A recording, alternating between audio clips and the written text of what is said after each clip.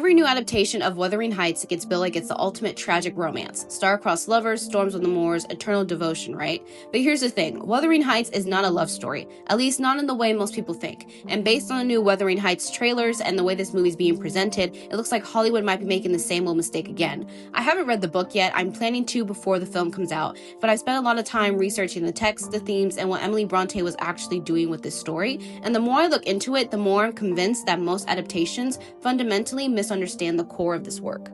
Let's clear one thing up first. Wuthering Heights isn't a traditional romance. It isn't about two lovers overcoming odds to be together. It's a study of obsession, cruelty, class resentment, and the way unresolved trauma destroys people and families.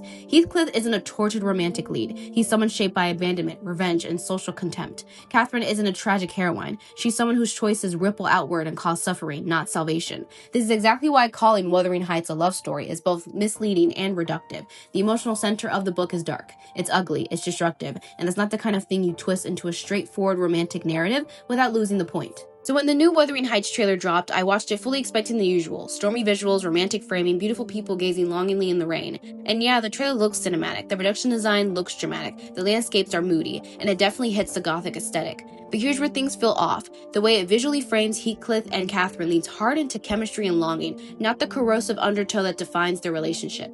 It feels like it wants you to see them as tragic lovers instead of complicated, damaged people whose connection is rooted in pain as much as passion. That's the trap adaptations keep falling into. They want Wuthering Heights to be a romantic epic, and that's not what this story is. This isn't just a semantic argument about genre. When you turn Wuthering Heights into a romance, you erase the thing that makes it enduring. The destructive obsession, the social critique, the generational damage, the way Emily Bronte refuses to give you easy answers. You can have strong chemistry in a film, that's fine, but if the point of Heathcliff and Catherine's bond is sweetness, then the adaptation has lost the backbone of the original work. And yes, parts of the book are emotional, parts of the movie might feel romantic, but that doesn't mean that romance is the meaning of the story. So why does Hollywood keep telling the story as a love epic? Because it's easier to market. Romance sells. Brooding lovers torn apart is easier to package than two deeply flawed people whose connection perpetuates harm and tragedy.